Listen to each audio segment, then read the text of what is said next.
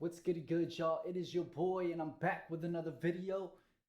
This week's is about why I do not go to the dentist. Yes, and it is true. Actually, I do have checkups, but they're very far and few between what the normal person would have every 6 weeks or so they recommend. But basically, I'm really tired of feeding into the corporate money machine, and we know that these health professionals don't always necessarily look out for your best interests health wise. Okay, it seems like they're more trying to latch you on to a chain link of basically bills and prescriptions and reoccurring, side effects and whatnot. So I definitely believe that these hospital bills and dentist bills and whatnot are totally unnecessary, and basically we need to take this into our own hands, whether it's our teeth, our skin, our our guts,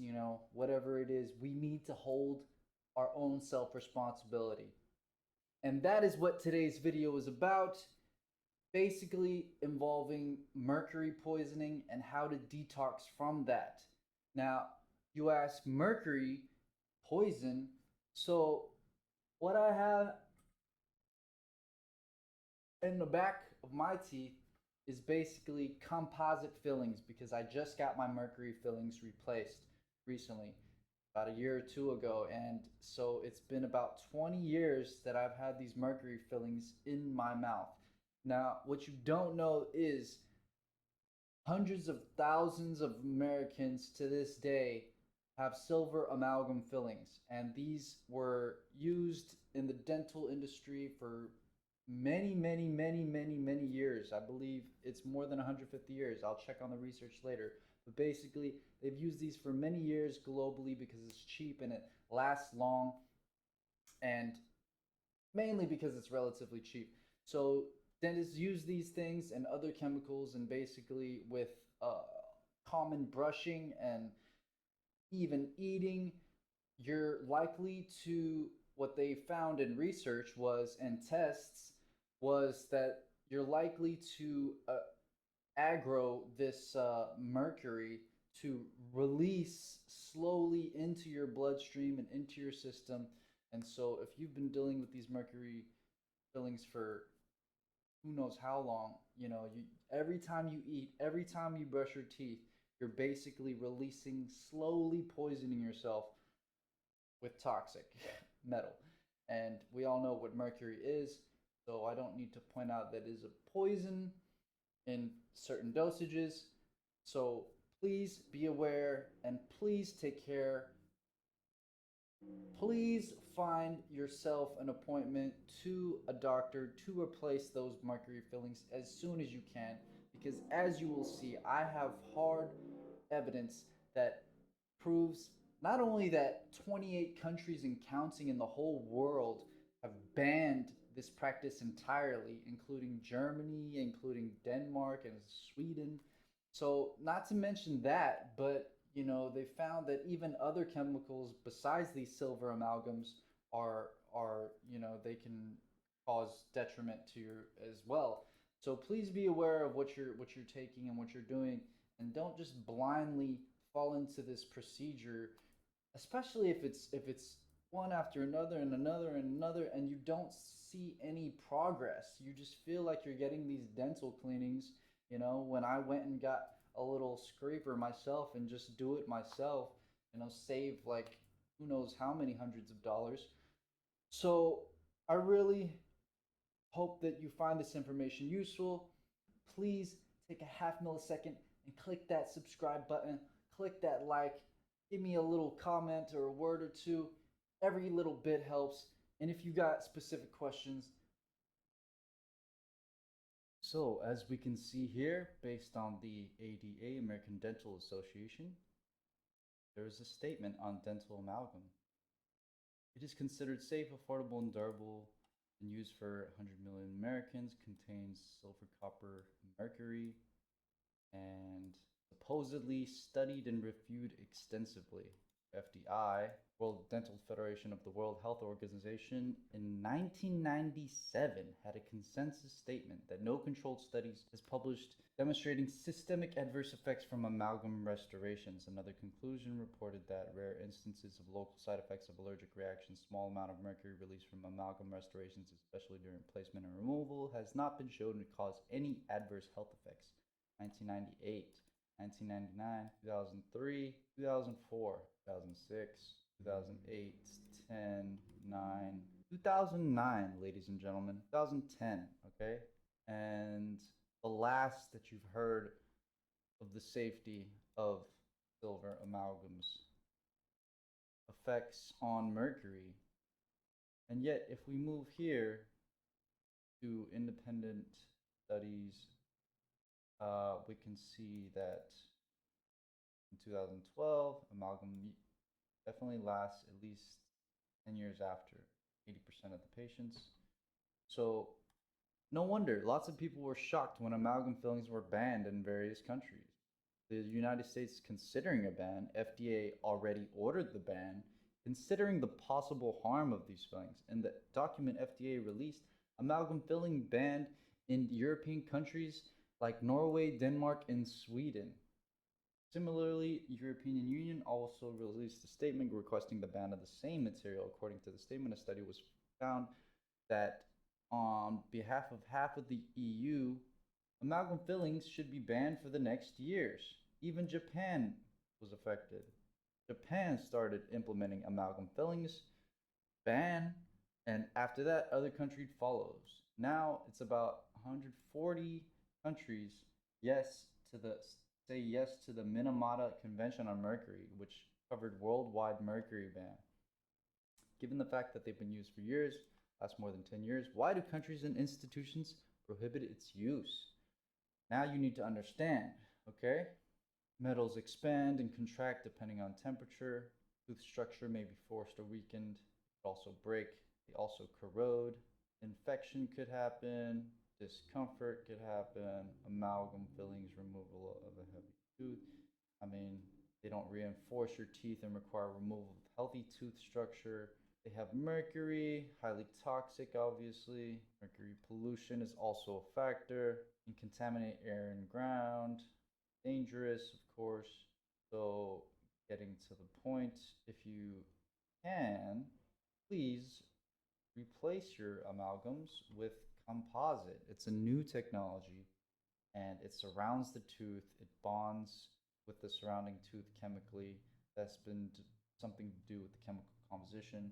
And they also blend by their color, making it look more natural. They do not require healthy removal of the tooth. They're lighter than amalgam fillings. And so please be aware and be picky about the materials you use for your fillings. Just because you're not a dentist doesn't mean you should not care. As a patient, you have the right to know about these. You have the right to be safe and protected from all possible dangers. Just remember, you're getting them to have your life and daily living improved. Never ever take risks you might regret one day. To be safe, get dental fillings with materials that are not harmful to the body. Here's your research, even latest is 2013, and you got, of course, studies dating back early 2000s, 10,000s. All right, so more research. The Guardian, 200 years. French dentists move away from mercury fillings in accordance with Sweden, Norway, Denmark, Germany, which have already banned or restricted these uses. And yet in America, it is legal today, and hundreds of millions of Americans have mercury fillings, like I did. Should you be worried about these? Doctors and patients are increasingly critical of what are technically known as dental amalgam fillings, allegedly responsible for certain neurological or autoimmune disorders such as Alzheimer's disease. In Paris, stopped using them 15 years ago. When was this article published? 2011. 15 years ago. She's on point and ahead of her time. Michelle Panetier, I will mention your name. Some countries last year, which 2010, banned it, as we say, but some are still keeping it legal. Having heavy metals in your mouth is a source of toxic substances, which for some genetically predisposed patients may increase the risks such as disseminated sclerosis. we should pay attention to the materials dentists are using in our mouths. Let's see, toxicity tests are needed to guarantee that they are innocuous and compatible with our bodies. So they can't really prove it yet because there's not much funding for this research. However, for those of you who have mercury fillings, it is preferable not to brush to the dentist to have them out. Careless removal can be more dangerous. Right, so you're like in a double bind. What are you supposed to do? Get those composites like I was talking about. $40,000 use, 40,000 dentists use it less and less. So check this out, guys. They banned the Arabian country 2008. They banned amalgam because of its mental health purpose. Now, environmental is when you take out amalgams, and that's when the most amount of mercury is released. It can get into the water supply. There also were a number of studies that came out of Sweden that really showed some health risks with the mercury coming off the amalgam and offering up all of these problems that Dr. Chlorella is talking about. Walk me through exactly how the mercury gets out of the amalgams. I mean, we talked about this vaporization that was not known to have existed, a few decades ago. That's exactly right. So whenever the amalgam starts to wear, any type of contact, so imagine chewing, people who grind their teeth, people who have there are factors that increase the amount of mercury vapor coming off. The amount of amalgams in your mouth. How old are they? You know, when they get older, they corrode, and the breakdown of that mercury vapor comes out much greater. You grind your teeth for a long period of time. You have carbonated sodas, which lowers the pH in the mouth and increases the amount of mercury. So there are a number of factors that actually can accelerate that amount of mercury, but they just haven't tested it enough to correlate it with these medical issues. So I was doing my own homework on this, and mercury vapors rising out of the teeth, they're invisible to the eye. No one has ever seen them. But for the first time on television, the first time ever, I'm going to show you what happens when you brush your teeth with mercury fillings. I'm going to get some help from my friend Dave Wentz. I work with Dave and his PhD. Now I want you guys to just look up this guy, Dr. Chlorella. This is an amazing demonstration on live television, like how many years ago, y'all? So please watch this in its entirety. I'm just gonna skip to the good parts, but basically this man is gonna show you how these mercury vapors actually release into your mouth and how we're slowly poisoning ourselves by harmless movements and daily living. Like, just watch yourself. What we have is a set of teeth with typical silver fillings in, and we've contained it in this glove box with a special air filter to protect everyone in the room, so we don't have any mercury toxic element. We don't want it out. And so what's the amount of mercury right now that's in this box? We've ventilated it. We've used the filter to clear it out, so we're at zero now. Okay, so I'm going to put my hands in the glove so you can run the device. And here, just to point out, you built us a mouth here. Can we also see the mouth there? And what do you have in there? Those are amalgam fillings? Yep. We've been told that when you mix mercury with silver, tin, copper, it becomes completely stable. No mercury vapor supposed to be released. And we're going to do a little demonstration to show how much is released. So if I brush, for example, parts of the teeth that don't have any mercury, like here, that shouldn't be a problem. Yeah. But you're arguing that if I brush down here, okay, go ahead, I'll start brushing now. At what point should I be concerned? At what level is it more than we're supposed to have? Anything over zero is toxic. So we're at 61. Oh my goodness, 61? 61 micrograms. Now, how can anyone dispute that mercury is coming off amalgams? You really can't. You can't. It's happening. We have the devices, we have the technology to measure that mercury vapor, and we are well above the limits that you would want to be exposed to. That mercury is coming off the fillings into your mouth, going across the blood-brain barrier. Guys, he barely even scratched. Like, that was like 5 whole seconds maybe, and he literally Vapor, and we are well above the limits that you would want to be exposed to. I mean, are you serious right now? Like, this is incredible. Just imagine every single time that we were told as kids to brush our teeth after we got these new fillings and take care of your teeth now. And, you know, of course we would indulge in sodas how damn near every day. So let's be real, y'all. How much have we poisoned ourselves, and for how long? Let's stop the denial. People are saying that, yes, I can still live a normal life, but think about how normal your life really is in retrospect. Have you had brain fog? Have you had teeth grinding? Have you had memory loss? You know, I'm going to get even deeper, y'all. Please watch this video. found elevated mercury in the brains of Alzheimer's patients. So I did a set of studies showing what heavy metals would do this, and mercury was one of them I found. And at that time, I had no concern about amalgam fillings, anything regarding mercury toxicity. And the results were dramatic. Phenomenal data that came out was that mercury, and only mercury, would cause the same biochemical abnormalities as you saw in Alzheimer's disease using our technology for evaluating the activity of certain enzymes. And then all of a sudden the problem changed. It was no longer a scientific problem that I ran into. That was easy, and I could do that. The problem was political.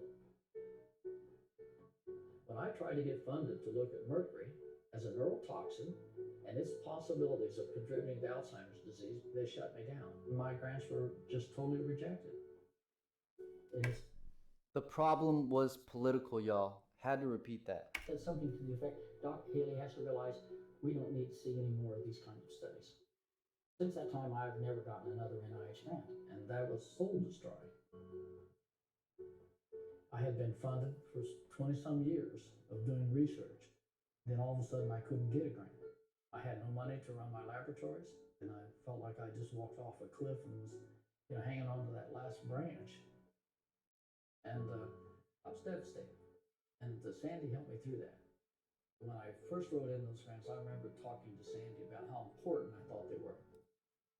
All right, y'all, this is an hour-and-a-half long video. I totally recommend you look it up. I haven't even watched it in myself in its entirety, but it's The Evidence of Harm 2020, Dental Mercury Amalgam Fillings Are Toxic and Destroy Health. It's by a doctor, obviously, as you've heard, who's gotten 20 years of research grants, and he tried to fund this study that would focus on the effects of mercury and Alzheimer's patients and the links and dental fillings, and he got zero squat, and he was abandoned. Soul, whatever he said, but it's sad what's going on. This is 2020, y'all, February. Please do your research. Much love. So moving on, as usual, I would recommend you do your own research, but in my own research, I've found this website pretty useful for serving as a guide to detoxing metals, such as mercury, lead, and aluminum. Chelation, a controversial metal detox procedure in which metals are purged from the body, usually by way of intravenous administration of certain drugs, has been touted as a miracle effectiveness. However, it has come under much scrutiny. It may be harmful, so it's a good idea to talk to your doctor if you're considering it. In the meantime, there's some less extreme steps you can take to reduce the amount of heavy metals in your body. So I would take a look at this guide. Be careful about your fish. Consider dental work, as I said. Mercury-free vaccines. Look out for pollution, old paint. Order cilantro. Cilantro is a great detoxifier for metals. I would totally recommend that. Diet.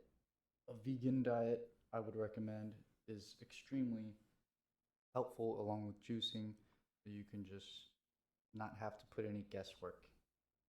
But of course, watch where your vegetables are from too. So let's say I would do this, and in addition to this, I have 3 additional items from the earth that you can consider for heavy metal detoxification. The first is diatomaceous earth. What is diatomaceous earth? It's a powdery dirt-like substance found natural in the Earth's soil. It's made from small organisms that are millions of years old. Organisms are called diatoms. They become fossilized and ground into smaller and smaller particles. They're chalky, powdery, and white. We call this diatomite. And basically, that's what diatomaceous earth is, and it basically help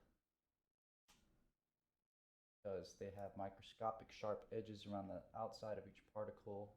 These edges literally eviscerate bacteria and harmful microorganisms within the body. That's why it's great for getting rid of bacteria and other infections.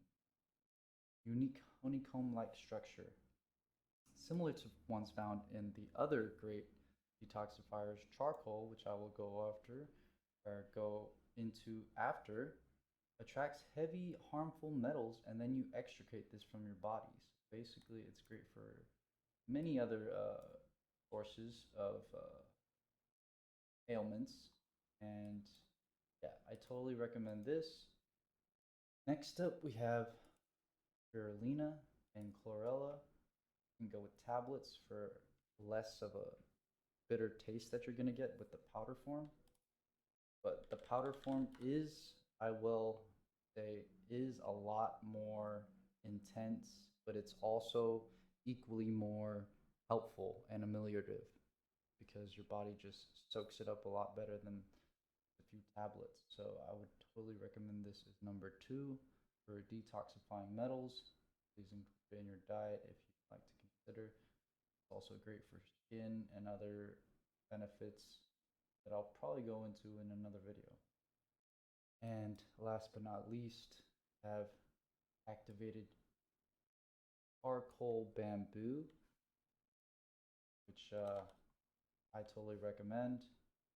And what is it basically? It's covered in numerous minuscule holes would make it structure highly porous, and through absorption it's reputed to help attract impurities such as bacteria, dirt, dust, oil on the skin surface, but you know, ingesting it will obviously allow you to extricate it.